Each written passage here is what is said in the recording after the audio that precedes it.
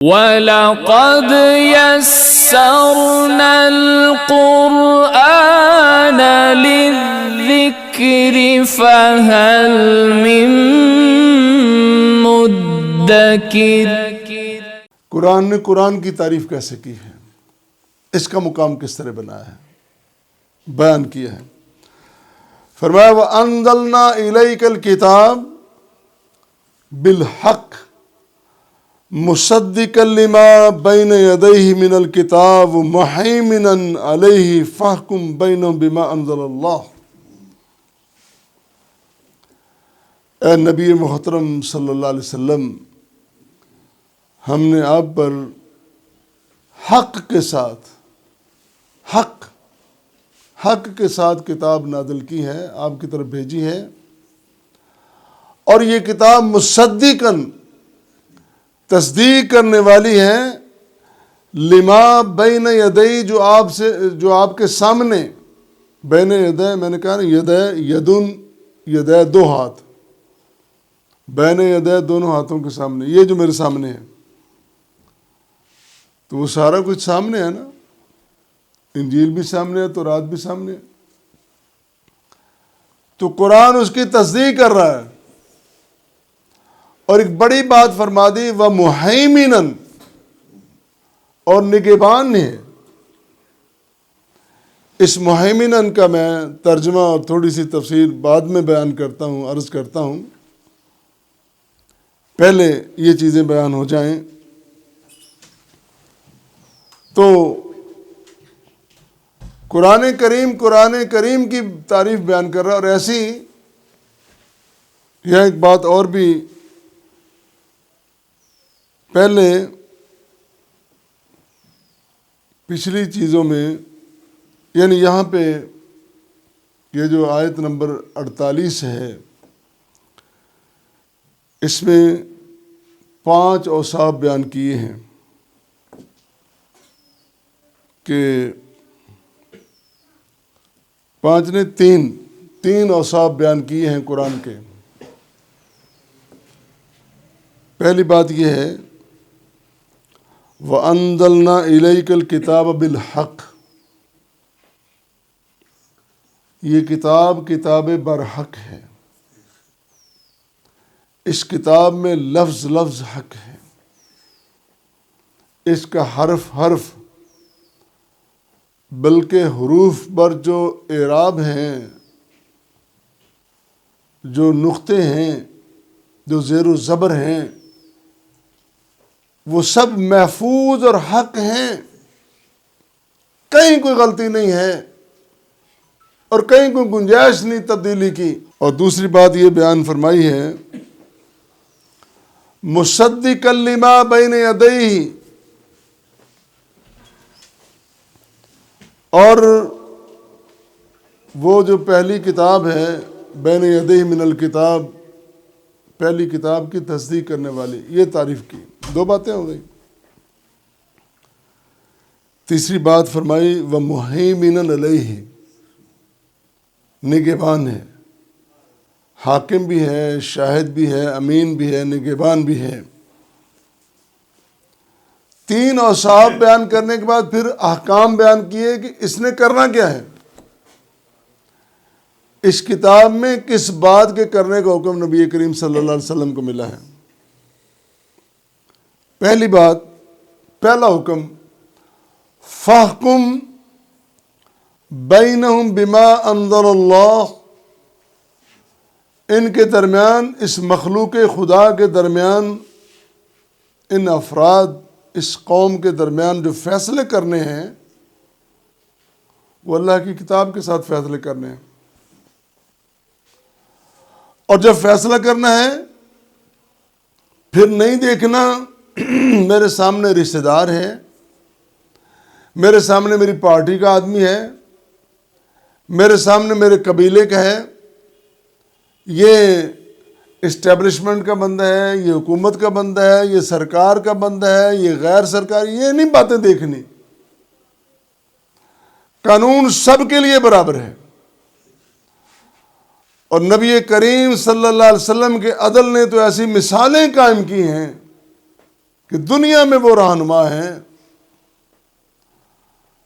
ایک معزز خاندان کی عورت چوری کر لیتی ہے، رشوت پیش کی گئی، سفارش پیش کی گئی، مسترد یہی دونوں چیزیں ہیں نا، سفارش اور رشوت ہے. انہوں نے کہا تھا کہ ہم اتنے درہم دینے کو تیار ہیں، اتنے دینار دینے کو تیار ہیں، اتنے ریال. فرمایا نہیں. جو سفارش لے کے آیا اس کو کہا کیا تو ان حدود کو جو اللہ نے قائم کیے ہیں ان کے درمیان کوئی فرق ڈالنا چاہتے ہو، ان کو چینج تبدیل کرنا چاہتے ہو؟ بالکل نہیں مانے. بلکہ وہ الفاظ فرمایا کہ اگر میری لخت جگر، میری نور چشم، میرے دل و دماغ کا سرور حضرت فاطمہ الزہرا رضی اللہ عنہا، وہ بھی اگر یہ جرم کریں تو میں ان کو بھی سزا دوں گا، میں ان کا ہاتھ کاٹ ڈالوں. کیا حیثیت ہے دنیا والوں کی، کیا حیثیت ہے پریزیڈنٹ، پرائم منسٹر، فلاں فلاں. آج کل ہمارے وطن عزیز میں بڑا دورہ ہے استثناء کا. استثناء، فلاں شخص قانون سے بالا تر ہے. پتہ نہیں آپ نے کون سی کتاب پڑھی ہے؟ قرآن میں تو یہ بات نہیں ہے، انجیل میں بھی نہیں، تورات میں بھی نہیں. تم کس کتاب کو مانتے ہو؟ کون سے قانون کو مانتے ہو؟ استثناء دے رہے ہو، یہ قانون سے بالا تر ہے. کوئی شخص قانون سے بالا تر نہیں ہے. قانون لے کے آنے والا، جس کے ہاتھوں پہ، جس کے قلب اطہر پہ قانون نازل ہوا، جو مخدوم کائنات ہے، جو امام کائنات ہیں، خود نبی کریم صلی اللہ علیہ وسلم، انہوں نے بھی ایسے الفاظ نہیں فرمائے. لوگوں کے ساتھ بیٹھ کر مل کر انسانوں کو انسانیت سکھانے کے لیے انسانوں جیسے معاشرے میں رہیں، ایک حسن کردار زندگی کا پیش کیا. فرمایا حکم یہ ہے کہ فَحْكُمْ بَيْنَهُمْ بِمَا أَنزَلَ اللَّهُ، اللہ کی کتاب، اللہ کے احکام کے مطابق فیصلے کرنے ہیں. اور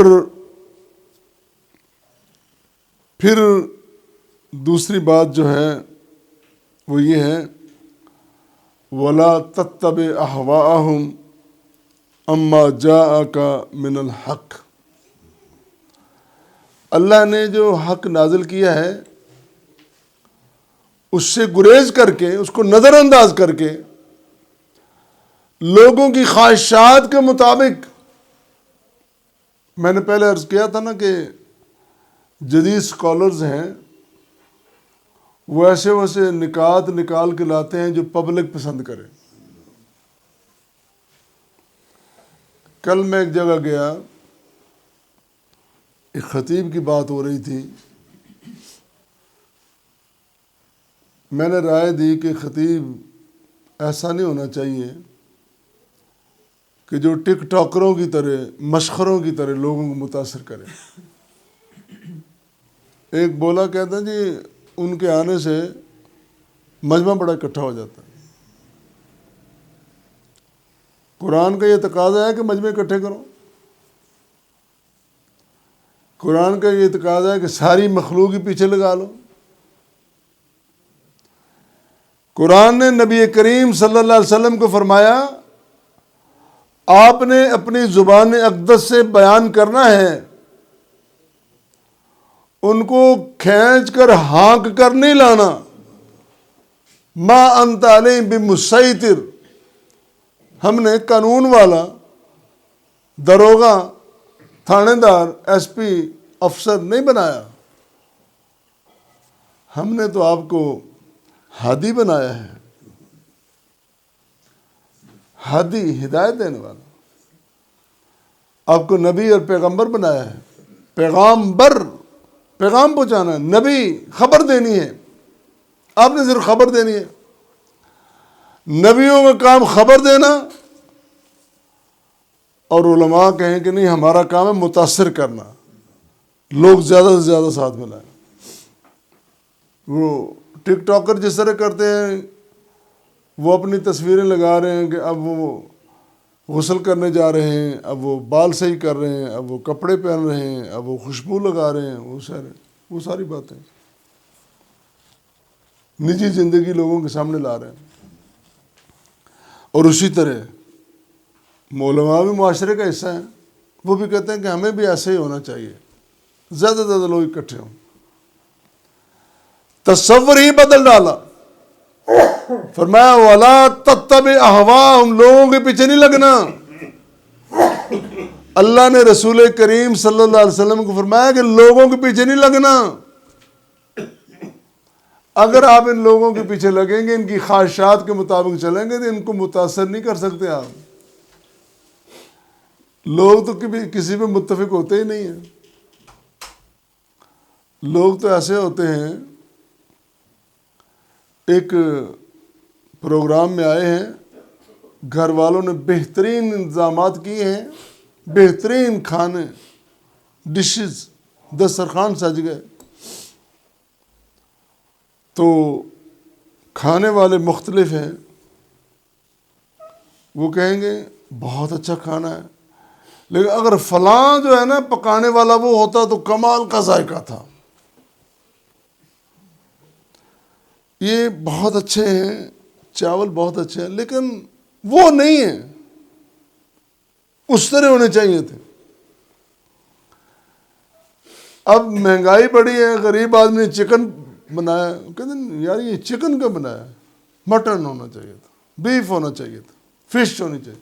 لوگ راضی ہوتے ہیں، کر لو خرچ، کر لو راضی ان کو. اور میں یہاں ایک اور بات عرض کر دوں، ہمارے وطن عزیز میں یہ جو غربت پھیلی ہے نا، ہماری حرکتوں سے پھیلی. مثال کے طور پر کہ لڑکی والوں سے رشتہ مانگا، انہوں نے دے دیا، نکاح کرو، سادہ سا مسجد میں بیٹھ کر مولوی صاحب نے نکاح پڑھا دیا، 2-4 کھجوریں کھلاؤ، بات ختم ہو گئی. اتنی سی بات ہے نکاح کی. اب تم اگلے دن اپنی حیثیت کے مطابق ولیمہ کر لو. جتنے نمازی بھائی ہیں، معاشرے میں رہنے والے سنگی ساتھی، ان کو کھانا کھلا دو، بات ختم ہو گئی. یہ کہاں سے آ گیا کہ 7 دن شادی چلنی ہے. اب اس میں اندازہ لگائیں کہ اس میں ملوث شامل نہیں، ملوث افراد جتنے بھی ہیں، خاندان ہیں، جتنے خاندان کے افراد ہیں، ان سب کے 7 دن کے لیے مختلف سوٹ بن رہے ہیں، کپڑے بن رہے ہیں. اندازہ لگائیں کس مشکل میں، کس عذاب میں پڑ گیا. ولیمہ کیا، شادی کی، ہم نے سینکڑوں افراد بلا لیے. ان لوگوں کو راضی کرنے کے لیے کتنا خرچ ہوتا ہے؟ لاکھوں روپے. ان لوگوں کو جن کا شادی کے ساتھ تعلق ہی کوئی نہیں ہے، نہ انہوں نے بعد میں آنا، نہ پوچھنا، نہ خیریت پوچھنی. جب آپ بیمار پڑتے ہو کون پوچھتا آپ کو؟ مشکل میں ہوتے ہو کون لا کے آپ کو دتھیاں اور گٹھیاں دیتا ہے، یہ نوٹ رکھو اور علاج کروا لو؟ رشتہ دار زیادہ سے زیادہ یہ کریں گے، پھول لے آئیں گے. چلو کوئی زیادہ حیثیت والا ہوگا تو پھل دے دے گا تھوڑا سا. یہ کیا ہے؟ کس کو متاثر کر رہے ہو؟ ہمارے وطن میں مہنگائی ہم نے خود پیدا کی ہے.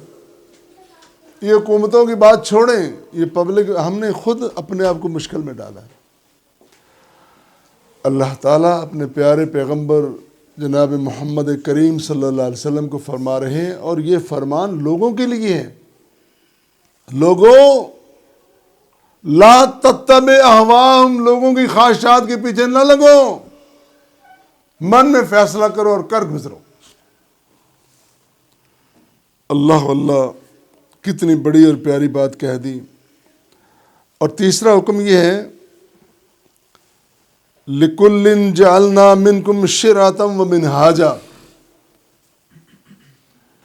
ہم نے ہر قوم کو، ہر امت کو علیحدہ علیحدہ دستور دیا۔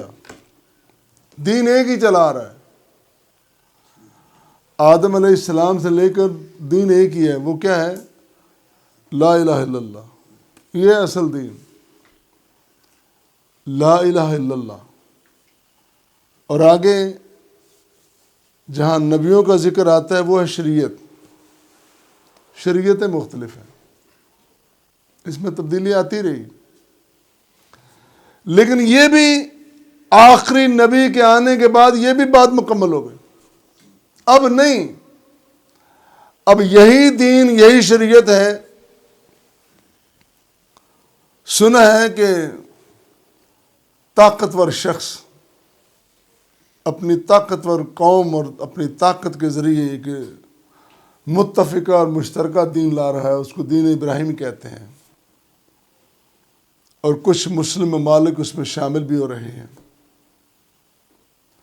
اور ان کا یہ دعویٰ ہے کہ پوری مخلوق کو، پوری دنیا کو ایک دین پہ اکٹھا کر دیا جائے۔ یہ ممکن ہی نہیں ہے، یہ ہے نہیں، یہ تصور ہی غلط ہے۔ یہ تصور موجود ہے کہ جو مشترکہ نکات ہیں ان پہ اکٹھے ہو جاؤ۔ تمام شریعتوں میں، تمام ادیان میں، تمام مذاہب میں جو مشترکہ، متفقہ، متحدہ نکات ہیں ان پہ اکٹھے ہو جاؤ۔ قرآن نے خود کہا ہے، یا اہل الکتاب تعالوا الی کلمۃ سواء بیننا و بینکم اللہ نعبد الا اللہ۔ آ جاؤ اہل کتاب، سارے آ جاؤ، اپنی اپنی کتابیں لے کے آ جاؤ نا، اس کلمے پر جو ہم تم میں سب میں ایک ہے، یکجا ہے، اس پہ اکٹھے ہو جائیں۔ سب سے پہلی بات کیا ہے؟ لا نعبد الا اللہ، اللہ کے علاوہ کسی کی عبادت نہیں کرنی۔ عیسائیوں کو چھوڑو، یہودیوں کو چھوڑو، ہندوؤں کو، سکھوں کو، سب کو چھوڑو، مسلمان خود اللہ کی عبادت چھوڑ کے، توحید چھوڑ کے کہاں لگے ہوئے ہیں؟ یہ کیا کر رہے ہو؟ پوری دنیا کو تم نے مسلمان کرنا اور خود نہیں ہونا۔ ہم نے واشنگٹن ڈی سی میں بھی اور دلی میں بھی جھنڈا لہرانا ہے، لیکن اپنے من میں نہیں لہرانا، اپنے آپ کو نہیں ہم نے درست کرنا۔ پہلے خود تو صحیح ہوگا۔ وطن عزیز میں سود کے لعنت سے پاک کرنا قوم کو بڑا ضروری ہے، عدل قائم کرنا، یکساں نصاب تعلیم قائم کرنا، غریب و امیر میں فرق، اتنا جو تفاوت بڑھ گیا ہے، اتنا فرق پیدا ہے، اس کو ختم کرو، یہ کام کرو، پوری دنیا تمہارے ساتھ ہو جائے گی۔ یہ جو 9 صدیاں، 900 سال اسلام کی دین کی سربلندی رہی، کس طرح رہی؟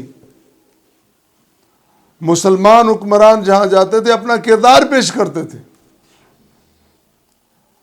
اپنا حسن کردار پیش کر کے، اور یہ کام سب سے پہلے نبی کریم صلی اللہ علیہ وسلم نے فرمایا۔ پہلے دن جب کھڑے ہوئے نا آپ نے فرمایا لبثت فیکم عمرا، میں نے تم میں اپنی عمر گزاری ہے۔ یہ نہیں کہا کہ میں نے 10 سال گزارے ہیں، 20 سال گزارے ہیں، فرمایا لبثت فیکم عمرا۔ بھئی سمجھو تو صحیح اس بات کو، اس نقطے کو سمجھو نا۔ 40 سال عمر ہے، 40 سال میں جو عادت پختہ ہو گئی پھر وہ بدلے گی نہیں۔ فول ایٹ 40، فول ایٹ 80۔ جڑا 40 سال پاگل ہے وہ 80 پاگل ہی ہوئے گا۔